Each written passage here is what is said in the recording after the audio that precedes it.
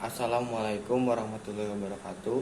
Perkenalkan, nama saya Agim Rehan Hidayat, NIM 19020027, kelas Fire and Safety A, angkatan 19. Di sini saya akan menjawab ujian tentang bahaya fisik. Yang pertama, 1. Jelaskan apa yang Anda ketahui tentang bahaya. 1. Bahaya adalah suatu keadaan yang memungkinkan atau berpotensi terhadap terjadinya kecelakaan kerja berupa cedera, penyakit, kematian, kerusakan, atau kemampuan melaksanakan fungsi operasional yang telah ditetapkan. 2. Jelaskan apa yang Anda ketahui tentang bahaya fisik. Bahaya fisik merupakan sumber potensi kerusakan atau keadaan yang memiliki potensi untuk dapat menimbulkan kerugian. Suatu hal dapat dikatakan sebagai sumber bahaya hanya jika memiliki resiko menimbulkan dampak negatif. Bahaya fisik merupakan seluruh unsur, faktor, situasi, atau keadaan yang berasal dari fisik suatu objek yang memicu munculnya kecelakaan kerja atau penyakit kerja. 3. Jelaskan apa itu identifikasi dan pengendalian bahaya.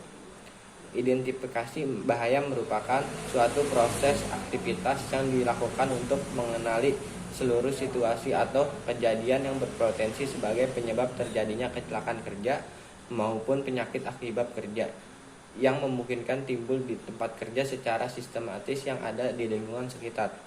Penilaian risiko adalah proses penilaian suatu risiko dengan membandingkan tingkat atau kriteria risiko yang telah ditetapkan untuk menentukan prioritas pengendalian bahaya yang sudah diidentifikasi. Yang keempat,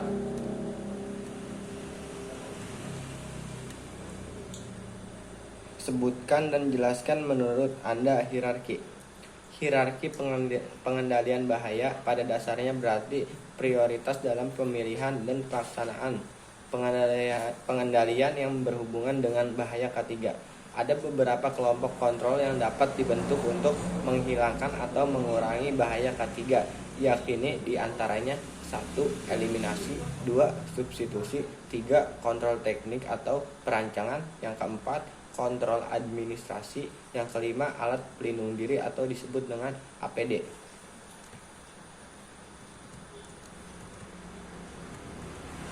Yang kelima, sebutkan bahaya apa saja jika mengakibatkan standar pencahayaan dalam ruang kelas kurang dari 100 lux. Kelelahan mata ditandai iritasi pada mata, penglihatan ganda, daya akomodasi menurun, sakit kepala, ketajaman melihat menurun, kepekaan kontras, dan kecepatan persepsi menurun. 1. Kelelahan syaraf ditandai gerakan yang lamban, gangguan pada fungsi motorik dan psikologis. Yang kedua, kesilauan, cahaya yang tidak diinginkan yang berada dalam jangkauan penglihatan yang menyebabkan ketidaknyamanan gangguan. Kelelahan mata atau gangguan penglihatan terdapat 3 jenis kesilauan yang mengakibatkan gangguan penglihatan, yakni disability glare, yang kedua dyscomfort, yang ketiga dan red glare.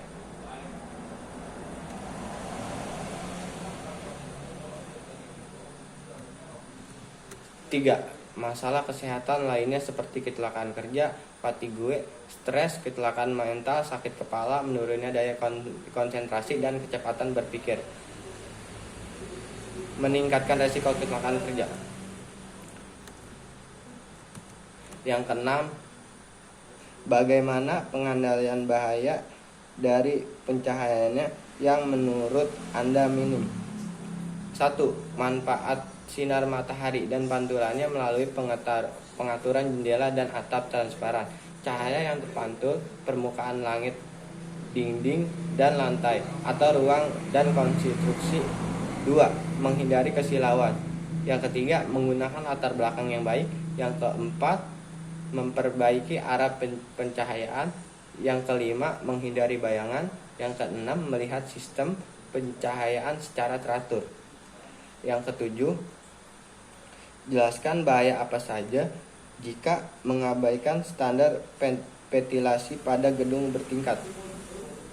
1. Mengakibatkan sakit kepala. 2. Gangguan kesehatan. 3.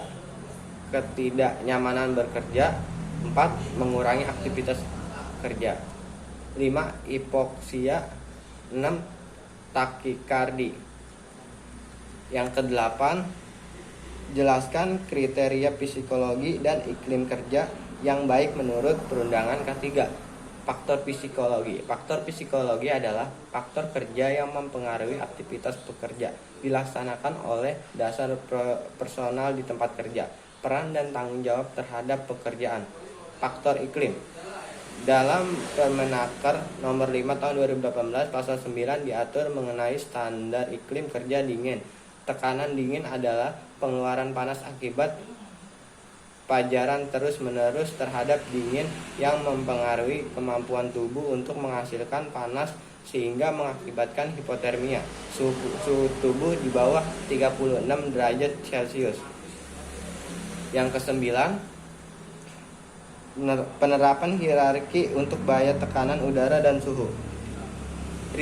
Yang pertama, review and analisis kegiatan kerja. Yang kedua, beban kerja. Yang ketiga, suhu kerja. Yang keempat, kelembapan kerja. Yang kelima, pakaian kerja. Yang keenam, peralatan. Yang kelima. Yang ketujuh, eliminasi. Yang kedelapan, substitusi. Rekayasa. Housekeeping, memasang humidifier untuk menjaga kelembapan udara, karena semakin tinggi kelembapan udara maka semakin rendah tekanan udaranya. Yang ke-10,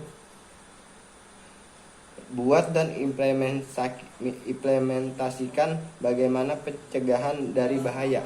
Memberikan sekat dinding di dalam rumah, menutup pintu dan jendela, memasang gorden, memasang jendela dan pintu yang cukup rapat.